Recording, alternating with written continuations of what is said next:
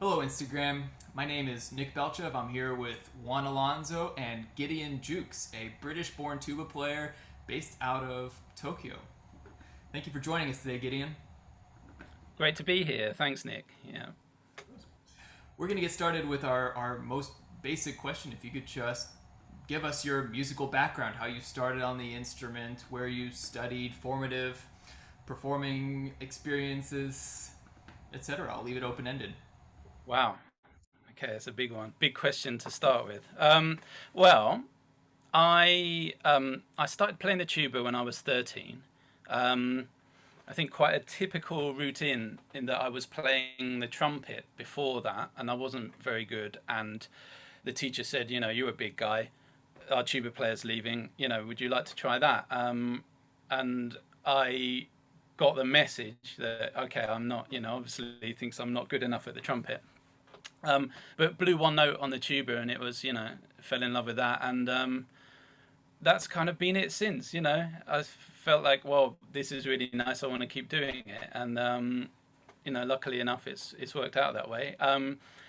That was when I was 13. Then at about I think 15, I started studying at the junior course of the Royal Academy of Music in London, where I had lessons with Paul Lawrence, who was the principal tuba of the London Philharmonic Orchestra.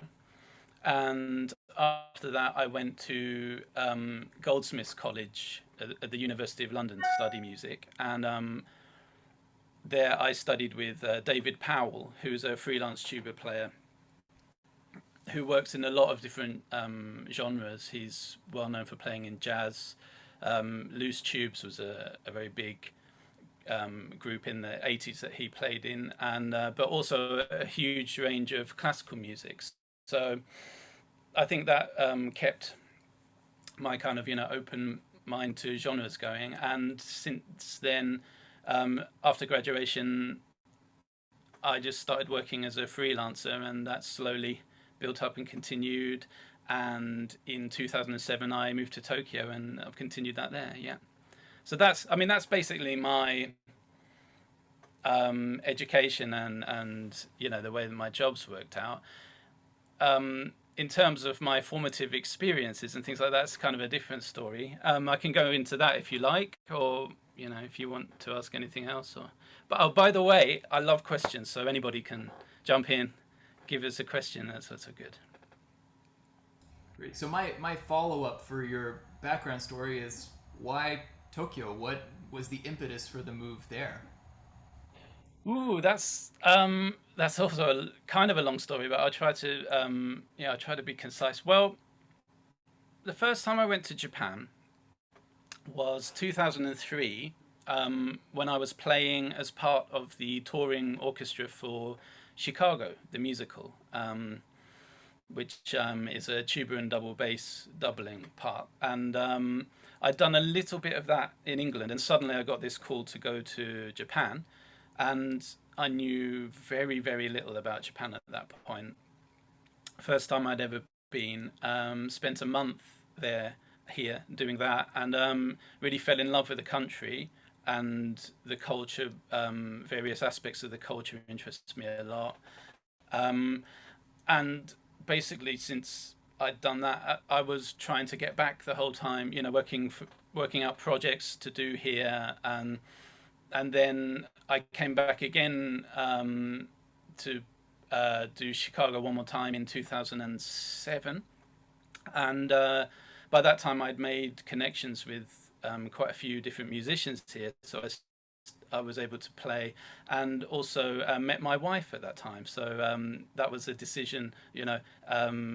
What shall I do? Well, I think I'll move here and give it a try, and it's been what, 14 years now. So yeah. No, that's terrific. Well, so Gideon, I had a question for you, which I Yeah. think our Instagram audience may be interested in hearing about, which is just, regarding your choice of equipment. I mean, I know that European styles are very different from American styles, just in terms of maybe a timbral concept, a sound concept in general. And so I'm just curious about um, what you can tell our audience about, what you consider to be the most pronounced differences, and if you have any insight into that. Okay, yeah. Well, I began playing. Actually, my first instrument was a small Yamaha, but I was being told by everybody, this is the south of England. You need to play a Besson. You need to play, what is it, a 982? The 3-in-1, which everybody was playing, and which of course is influenced by the great John Fletcher, um, who made an incredible sound on it. When I played one of those, I found myself. Well, I need to back up a little bit because my sound concept, I think, was influenced a lot by my ideas about music and what I wanted to do musically. But I'll go into that in a minute. But just basically, I played Besson 982 for many years through university, and I would say from the age of about 17 up until the end of university, I was becoming interested in a lot of different genres of music, and I was playing, for example, a lot of small group jazz, small and large group jazz. And the thing is, playing one of those big Bessons in a big band, for example, where you're expected to blend with the trombones. I mean, the second I started playing up high, it would just kind of woof all over the place. Personally, I don't have enough control of sound on that instrument. So I was definitely searching for a bit of a tighter sound. And at that point, I found the Besson, is it 983, which is left facing, is more a German or American style instrument. And I think actually the defining factor of that was a much smaller bell. So I was able to get a far clearer sound, and I didn't feel like I was walking on the eggshells every time I went above the stave, to try and blend with everyone else. I could blend a lot better, and that I still play that. But having see that happened. I'm not somebody. Maybe this is a kind of old school English thing, but I'm not somebody who's big into gear. I don't check out all the new mouthpieces. I find that actually that messes with my head more than anything. I find that if I've got something that's working, I tend to stick with it, and this has happened twice in my life. I went to a music fair, and that's the first time I played a Besson 983, and it was instantly this. I can do what I want to do on this, far more, or I can attempt what I want to do on this far more. So that happened, and I switched to that. When I was in Japan, I went into a music shop, and they had a Yamaha 821. Oh, what is it? YFB 821. It's a Yamaha custom F tuber, which I have here, which is actually larger bore than the Besson, but far more compact, and has a small bell as well. And I found at that time I was playing in large ensembles where I was basically playing what might have been done in another way on a second trombone or something. So very sometimes high parts which are in the middle of the harmonies.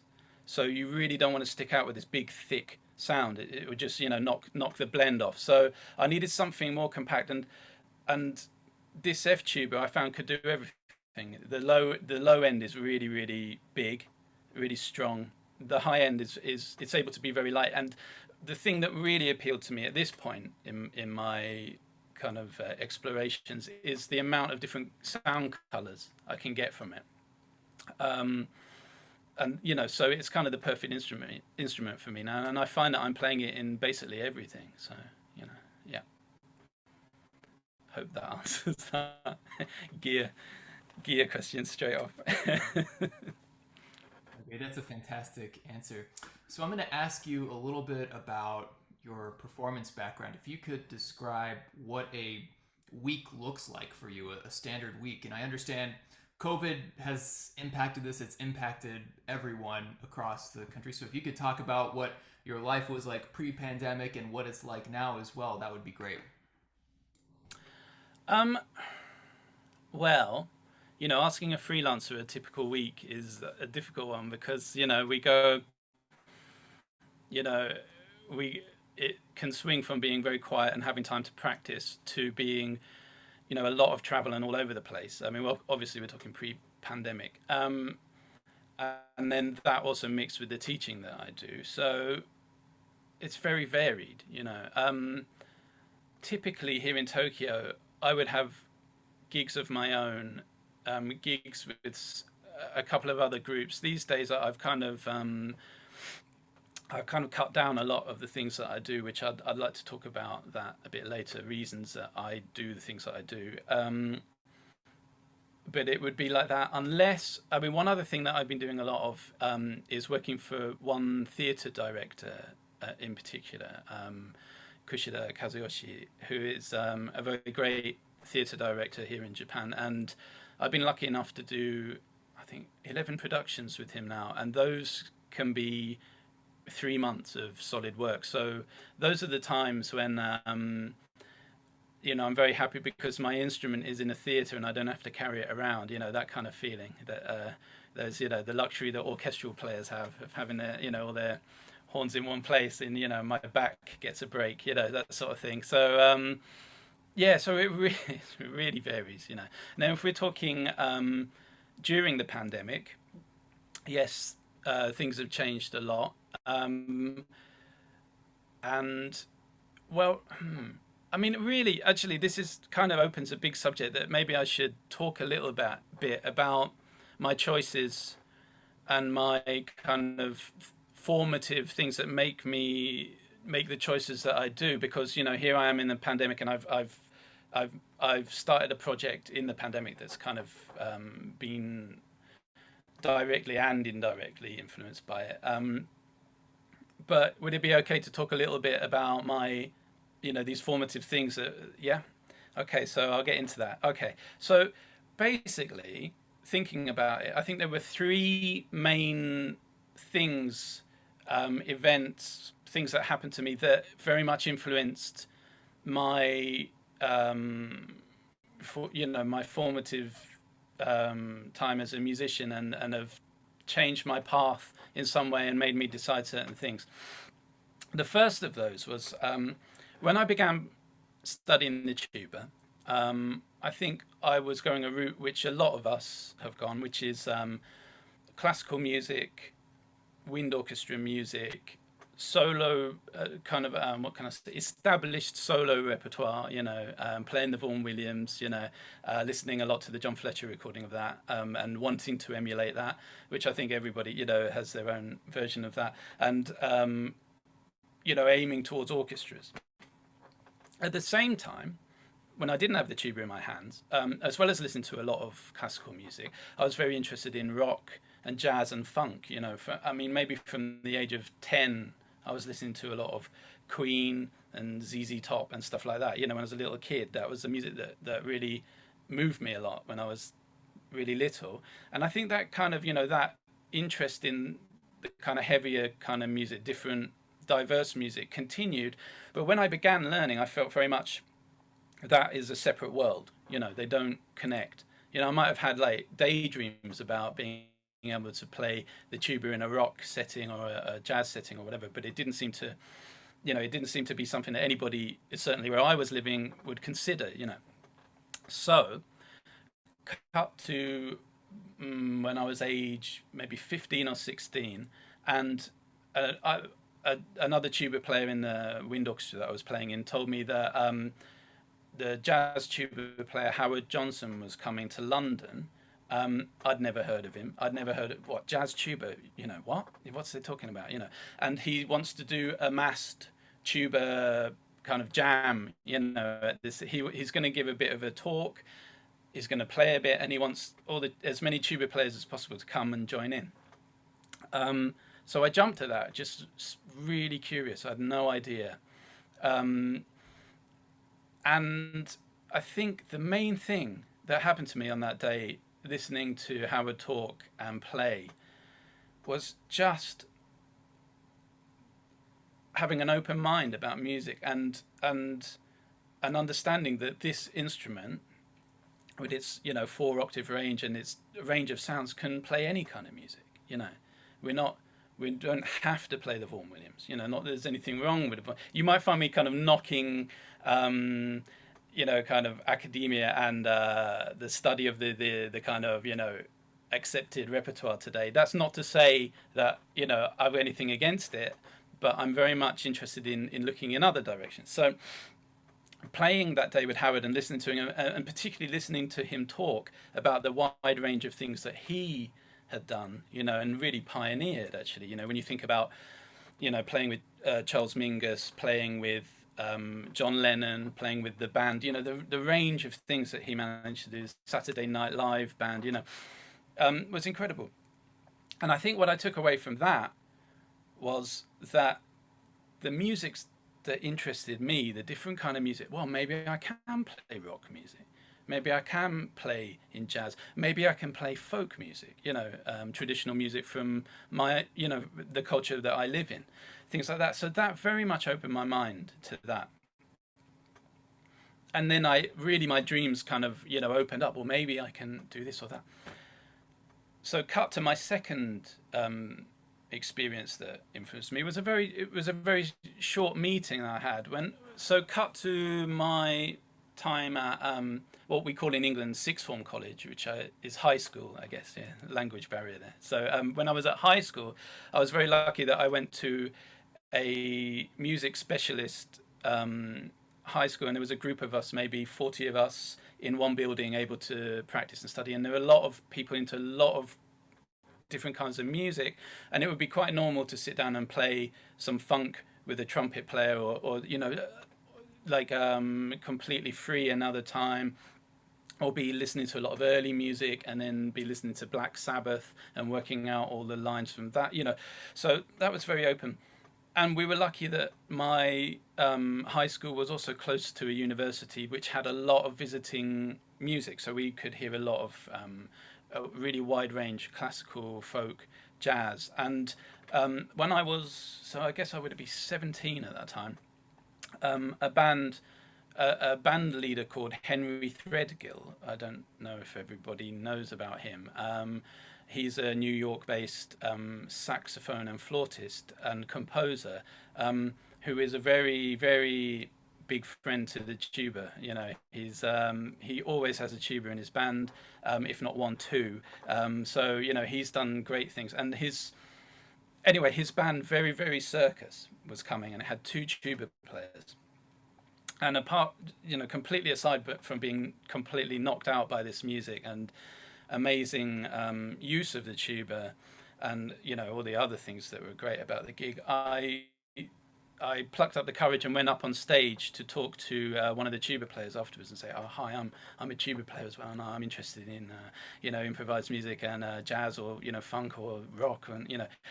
And this was a gentleman called Edwin Rodriguez, who's a New York-based tuba player who plays a lot of salsa and different music. And he gave me a really great piece of advice, which was, you know, I told him this, and he said, "Great, I must say to you, get your own project going.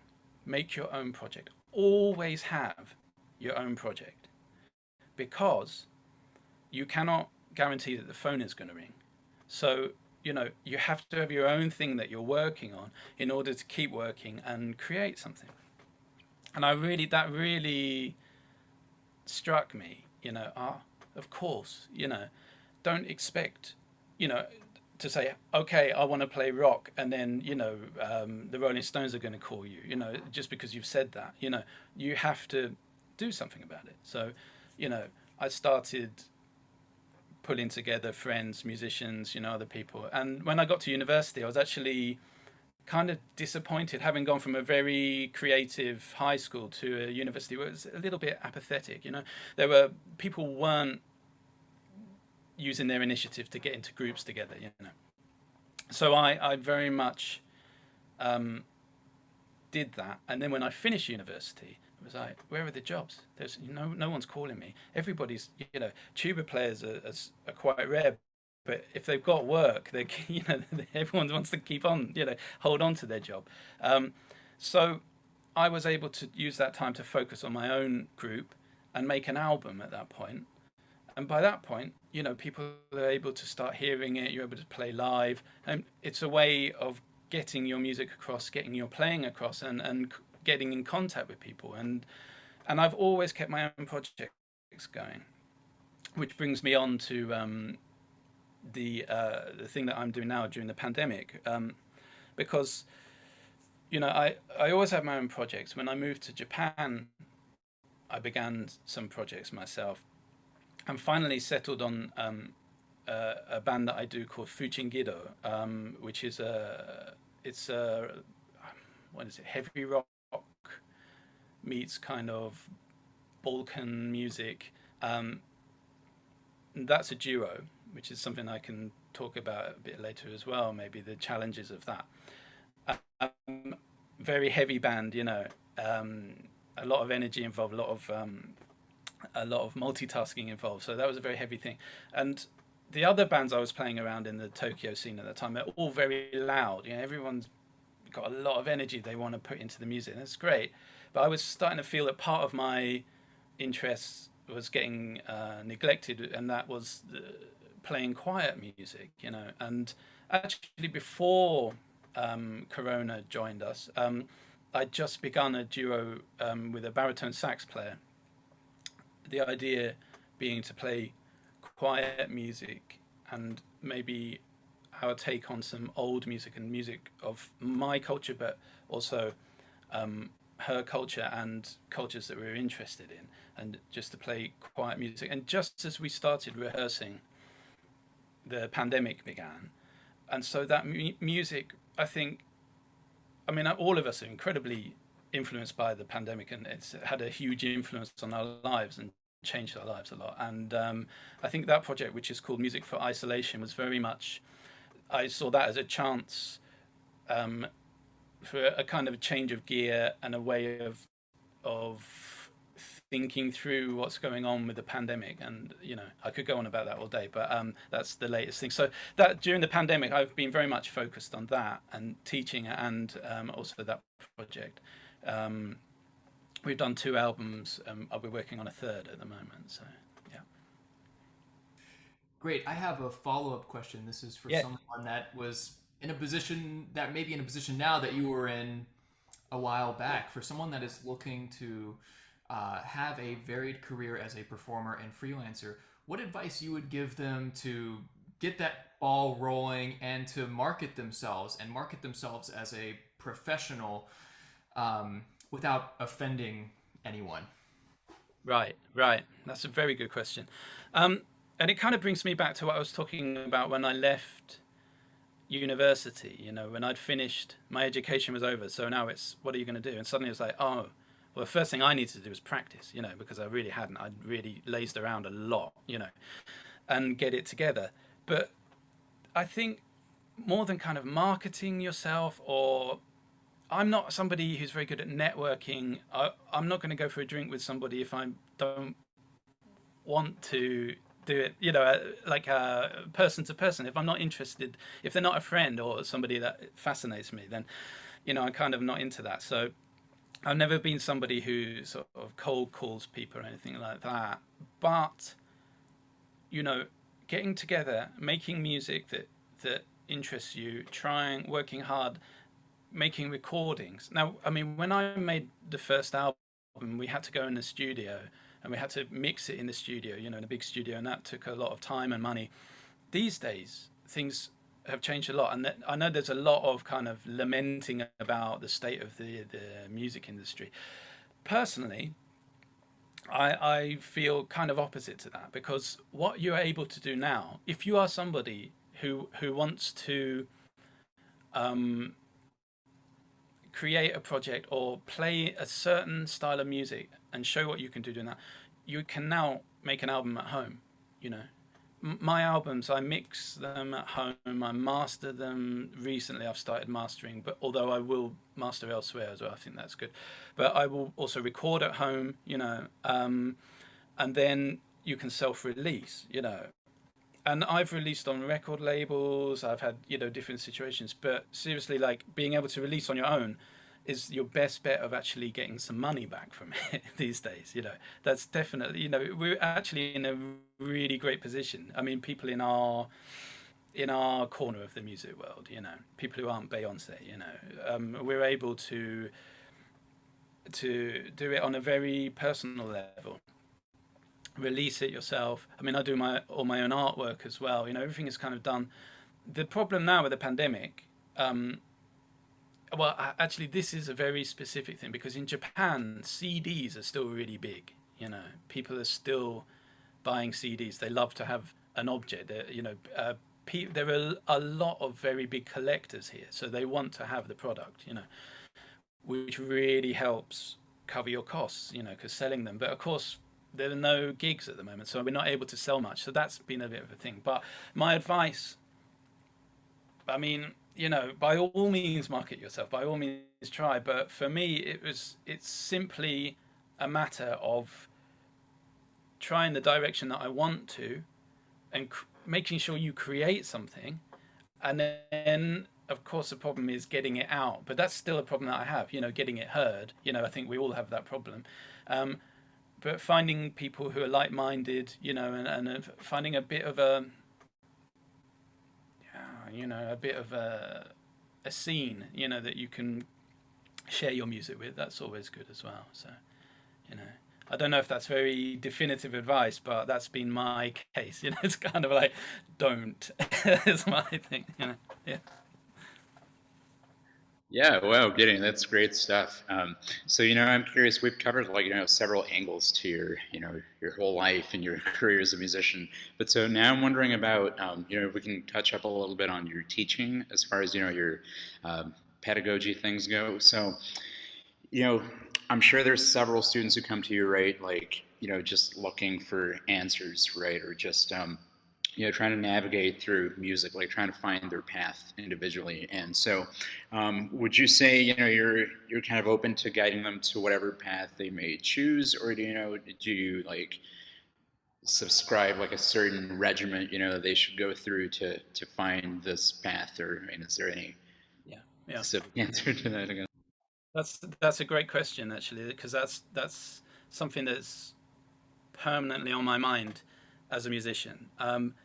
The one piece of advice, and again, I want to say this as a disclaimer. I'm not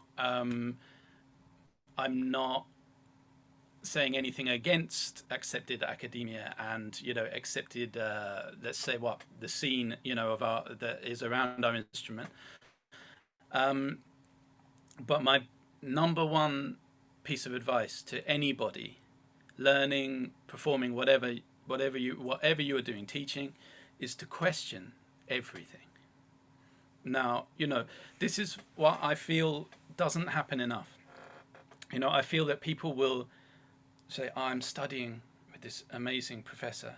I will follow what he says, and I will go that path, Well, personally, that wouldn't have worked for me, My teachers have been incredible. They've been a great influence, and they've helped me in so many different ways. And that's incredibly, it's invaluable, that. But also, I think it's very important to question everything. Why do you suggest that? Why, I mean, one of the things about just instrumental teaching is you cannot really express what is in your head. I mean, I know we get very deep into the technical side of it and everything, but the vibrations from your lips that go into the instrument, and that relationship is a one-on-one thing, and it's something that you need to question yourself, So if somebody is studying with me, I definitely would not say I have prescribed method and we're going to go this route and this is how it's going to work. What I want to know is, what do you want, and how can I help in that way, and what advice can I give, from my experience. I think that is really the most important thing. Question everything. And I have spent my life doing that. I mean, I can give a few examples of that if you like, if we're good for time. One is, I've spoken about jazz. Oh wow, you can play jazz tuba. Howard Johnson played jazz tuba. Now, over the years, I've got involved in a lot of jazz, and sitting in big bands while alto sax players play 15-minute solos, without breathing or whatever, you get a lot of time to sit there and think, as a tuba player. Well, you do anywhere, right? And I've thought a lot about what is jazz. What actually is jazz? If we get down to the roots of it, and now people will have different opinions about this, but from what I can see, the one of the main developments of jazz that was happening in the 20s, 30s, as jazz was really becoming a thing, an actual genre was. Musicians were taking the song forms of the day, and they were expanding on it. They were spreading it out harmonically, and they were improvising on it. Everybody knew those tunes, right? Now, cut to today. Personally, if I make a recording of Autumn Leaves, I'm going to start questioning it. Why? Autumn Leaves is not a good choice. Let's say, I don't know, Fly Me to the Moon. Why Fly Me to the Moon? I'm an English guy in 2021. What am I doing? What do I want to do here? Do I want to emulate something from the past? Is that jazz? For me, it's not anymore. It is, if you were doing that, you were doing something, which of course is a very important exercise musically, and I'm not discouraging that, but I'm just saying, if you really want to play jazz, we're globally so connected now, and I think what really is jazz now is being contemporary, seeing these song forms, these grooves, these trends that are going on in music that you will hear, just being contemporary. That's what it is. It all. I don't mean you don't have to search it out. You just go for a cup of coffee somewhere, you're going to hear it on the radio. That all goes in, and then you will extrapolate on that, and you will improvise on that. As a musician, as somebody who's here today in this age. So my feeling is also culturally, I read very recently a jazz professor from a music college here in Tokyo saying, I say to all my students, you have to go to America if you want to study jazz. If you want to be a jazz musician, you have to go to America. Now, that's a very specific thing he's talking about, but I completely disagree. America was where jazz began, but I'm not sure now how this, and I'm not in the scene, so I can't really talk about it, but I'm not sure how contemporary it is now as a movement, But if I look at other places, if you look at France, for example, you can see jazz there, which is informed, yes, by the roots, the American roots, of course, but also by people's contemporary lives, by what different cultures they have access to on a daily basis. And so you'll hear music there which is influenced by of course, classical, upbringing, but also the different cultures that are in society. So you'll hear a lot of North African influence there, from France's colonial years, and the influences that's brought into everyday society. And the same for me in England. When I heard that, my approach, at that point in England was very much to bring an improvising and questioning, again, sensibility to British music, English music that surrounded me, and the different cultures that I found living in London, and that continues now into Japan. So that's kind of, my feeling about that. And I would say that learning with me, of course, we talk about the technical sides of the instrument, but I very much encourage, inquisitive approaches and searching for something. I wouldn't suggest coming to me to end up sounding like me or doing what I do. I would suggest coming to me to find what you want to do and open that up, and if that is playing Mahler, in a symphony orchestra, fantastic, and I can help with that as well, but I want you to do that and question why you're doing it, so that's kind of how I feel about that. Great. Yeah, thank you for your insight as a teacher. I think offering variety as a performer and teacher is a great asset for anyone, even if you're in that strictly classical curriculum in academia that you alluded to. So my next question, and this is going to be another big one. I'm asking a lot of big questions today, so I'll just let you go crazy with this. So if you could offer a highlight reel of projects that you've been on that you've really enjoyed, and also future projects that you're really excited about, and maybe elaborate on some specific challenges for each of these projects. I know you talked a little bit about a band that you're in now and how challenging that was. So what you have at it. Sure, sure. Great.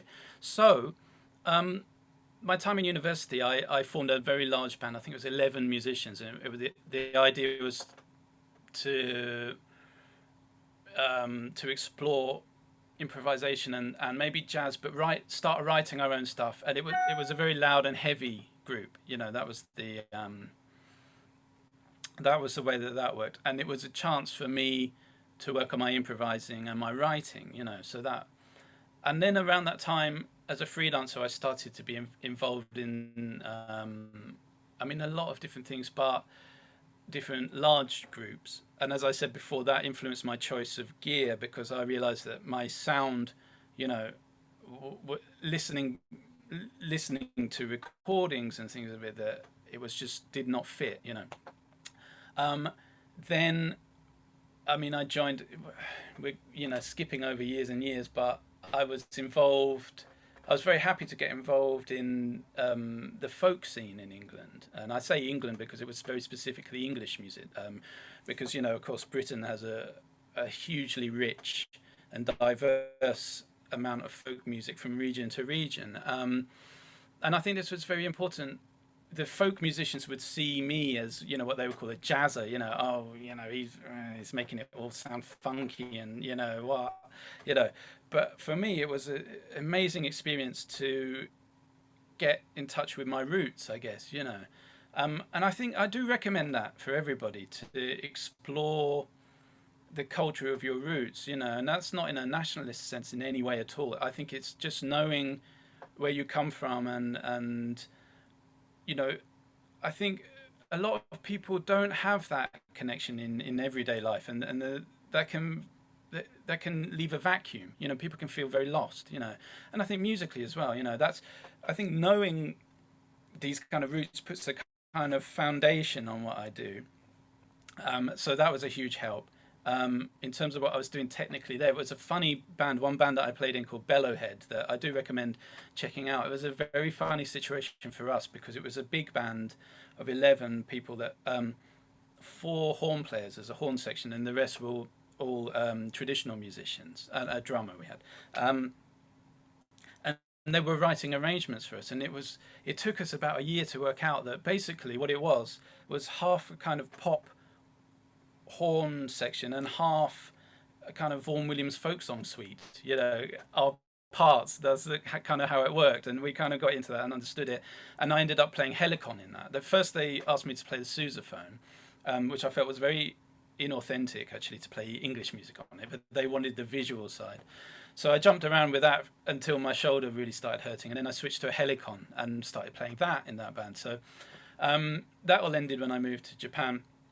And then the projects, I would say the biggest projects in my life. When I moved to Japan, I was playing in a group called Shibuya Shirazu Orchestra, which was up to 40 members, including dancers, all kinds of avant-garde stuff going on, and 3 drummers, 2 bass players, 4 electric guitarists. It was like a war zone, after a while. You had to have earplugs. There's no other way to do it. And then you would be called on to play, and people would just make noise, And I did that for 6 years, and I loved it. It was very cool, we traveled, but I was really burnt out by that at that point, and I needed to do something. And so I brought it right down. And basically, to talk about Fuchingido a little bit, that project, I was called to do a recording session for a friend who has a kind of gypsy influenced, Balkan Roma music influenced pop group. And I just went in to do the session, and I was put in a tiny booth on my own, and I was looking at the part. And over the headphones, I heard the drummer warm up, and I was like, wow, who is that? Because they sound incredible, Something really hit me just about the sound of the kit and the groove, So I poked my head through the tiny window, who is that? and it was Fu Chin, who's like, she looked like she was about 12 years old at the time. You know, I mean, she's not, but she's considerably younger than me. But as the session went on, the groove just locked. You know, we absolutely locked in. It was effortless. You know, whenever I played, her bass drum was there. You know, and now I'm spoiled. You know, I mean, it comes for granted, but that connection is very rare. And I always say, if you have a good drummer, look after them, keep with them, you know, because a band is only as good as its drummer, you know, for sure. And also, what people don't, I think people don't think this much, but drummers are very sensitive people, you know, so look after them. If you find a good one, really, you know, look after them. So we immediately, everyone said on that day, wow, you know, you guys should start a band together, you know. And we were like, yeah, we should. And I don't think they considered what we were considering, which was, let's just make a band, two of us, you know. And so we had a first rehearsal, and we thought, well, what are we going to do? So I thought before that, well, what will work with a tuba and a drummer, you know, tuba player and a drummer? And it needs to be music that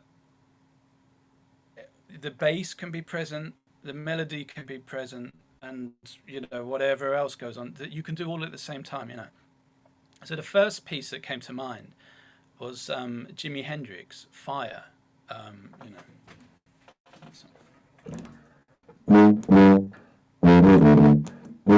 it's a big heavy riff. The thing with that tune, thinking about it, he does it, and I think, you know, Jimi Hendrix was very insecure about his singing, and you know, he doesn't, playing and singing is not like a huge talent for him, you know. I think it's something he struggled with, and the way he wrote this tune, it was, you know, you've got that riff down, down, do, do, do, and then da da da da, and this gap, you know, for the drums, and then da da da da, and he'll sing in that gap as well. Well, that makes it perfect if you want to do ba ba ba ba, and then play the melody on the tuba as well. You can do it all, you know, you can fit it all in. So I thought that's a great way to work, you know, and luckily Fu Chin's a big Jimi Hendrix fan as well, so that worked out. Of course, started using pedals with that, so I'd use distortion, which is that's a whole, you know, I can give another 2 hours talk about just trying to sort out distortion on a tuba in a live situation, because it's a nightmare. It's an ongoing nightmare. But so anyway, that was the thing, and then developed that a little bit. Something I've been doing a few years earlier, actually. I had a trio, and they wanted to play Balkan music. Now, the thing with, you know, the orchestration of kind of fanfare Balkan music is that you will have a number of tubas or helicons and euphoniums and baritones in there doing, you know, oompa stuff, but at crazy kind of, you know, sped up cartoon speeds and different time signatures. So one idea was to try, because there's only me, there's no, you know, I can't just be doing the bass line, so to try to fill in that as well.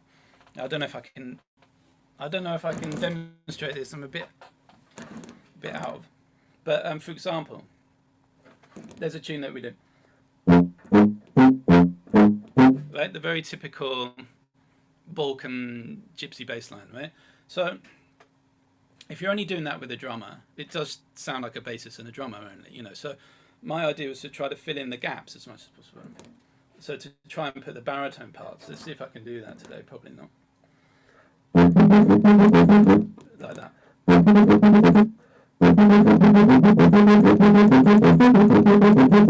That sort of thing, you know.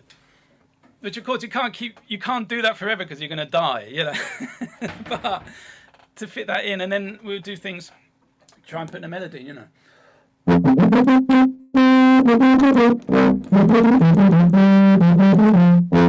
So you're putting notes in which aren't in the melody, you know, and you're just trying to fit the whole thing together, you know.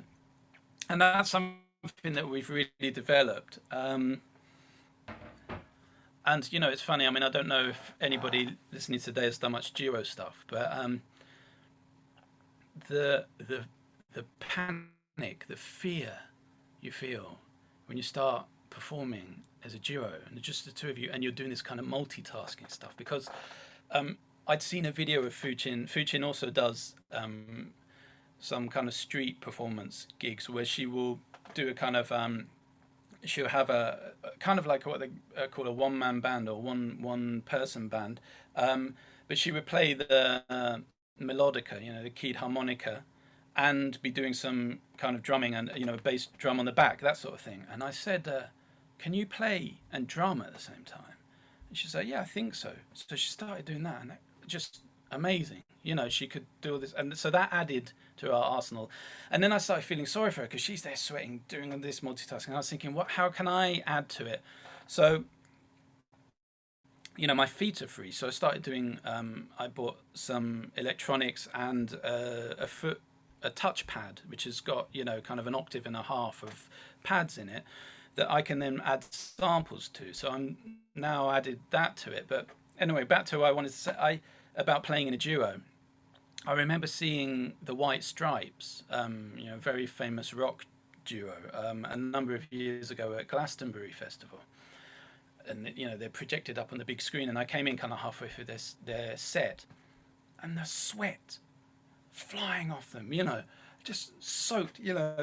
Jack White's hair was all over his face like that. Sweat. I was like, wow, it's not. I mean, it's an English summer. It wasn't hot, I thought, wow, maybe he's had a few too many beers before he went on. He's sweating it out. I don't know, Now, having done it, I understand what it is. It's panic. It's pure panic, because when you're doing it as a duo, it's kind of like a tightrope walk, and we do fall off all the time, but somebody's got to catch the other person. So it's an incredible experience musically, the things, the corners we've helped each other out of and stuff, in these kind of live situations, So that's continued, and it's something that we've developed from, as it's gone on. And I think you can hear that in the albums, that now we're able to make a very large, heavy rock band sound with the two of us. And, I could go into how that is done, but, I mean, check out the albums and get in touch if you want to know more, But then going from that into Music for Isolation, which is my most recent project, which I'm doing alongside Fuchin Giddo at the moment. That is just about bringing it right down and trying to play as quietly and as beautifully as possible a lot of the time. But again, it's the challenge of just two instruments, and at this time it's a baritone sax and a tuba. So how can I make music? I don't want it to be something that is incredibly specific and a very small thing. I want us to be able to make music like anyone else. I don't want people to listen to it and think, oh, it's a tuba and a baritone sax.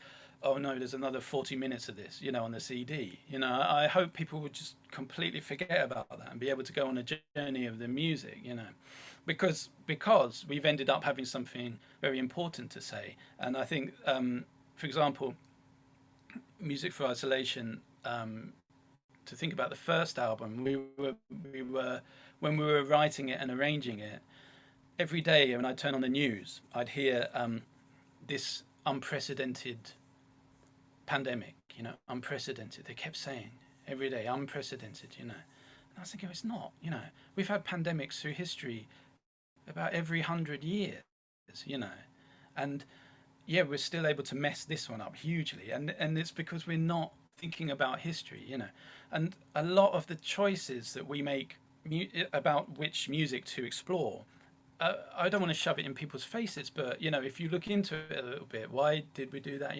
Why did we choose this piece of music from the 1500s, to play and then improvise upon?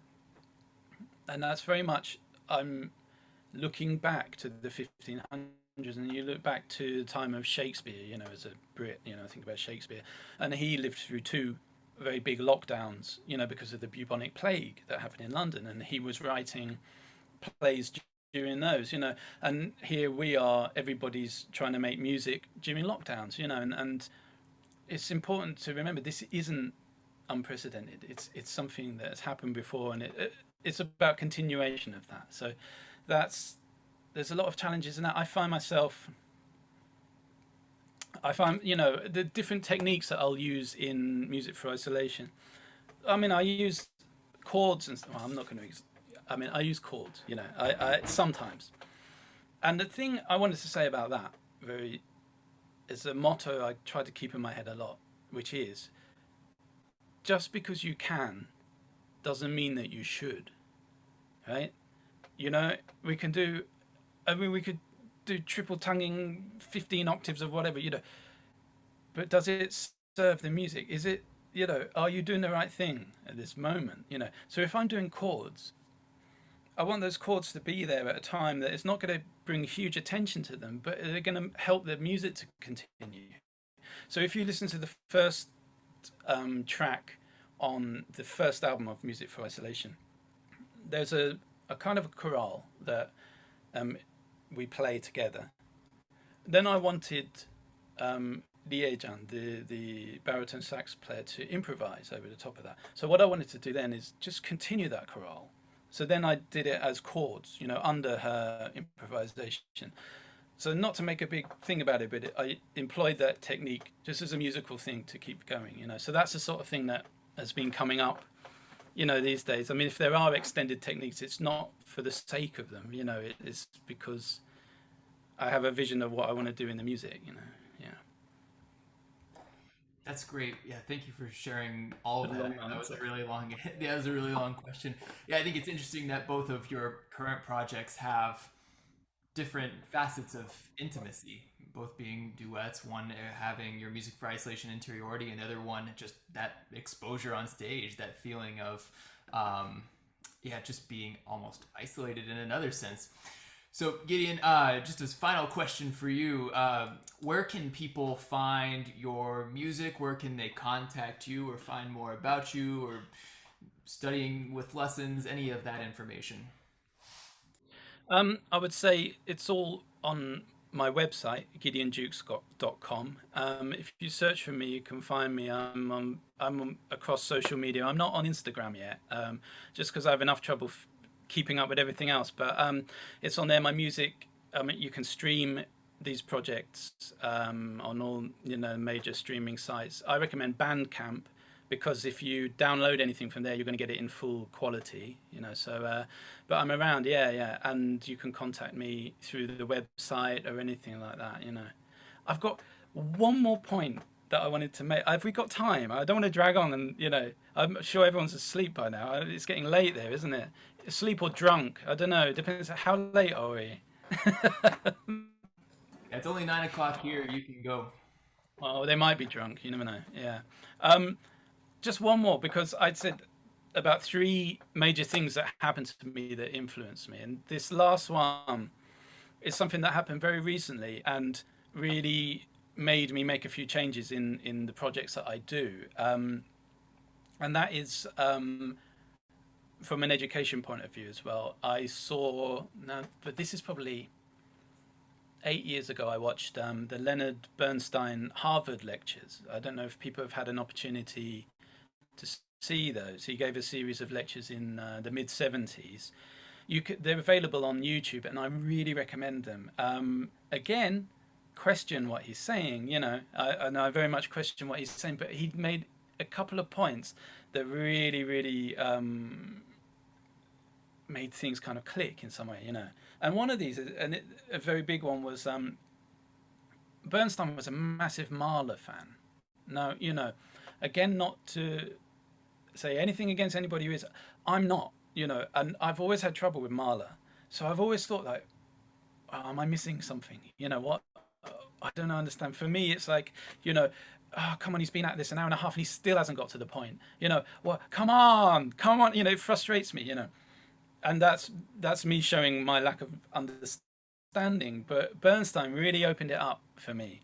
And he was talking about the later Mahler symphonies. And what he talked about was how you can hear, especially the later symphonies, these kind of stretches where it's all kind of like, what's going on? It's kind of falling apart, or what's, you know.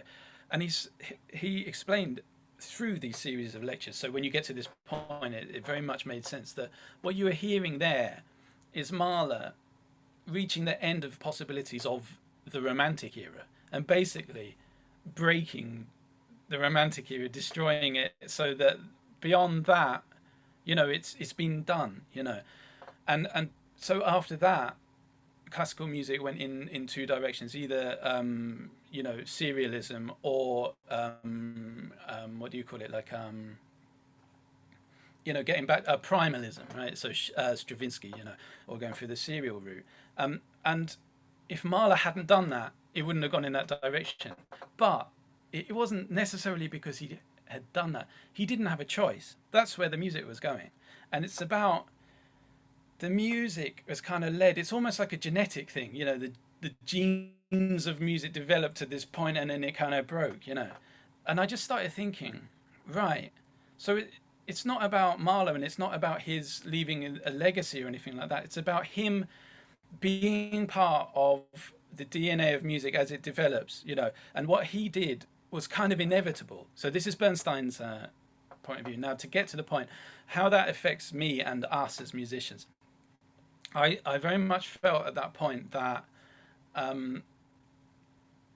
we are all adding in our own way into the musical DNA of our world, of our society, of everything, right? That what we do all adds up, you know. And so what I felt at that point, I was playing in some groups at that point that I felt that were very enjoyable. I was learning a lot about playing in ensembles and different things, but I was not feeling necessarily a progression. You know, that we were playing a lot of old music and playing it very faithfully, you know.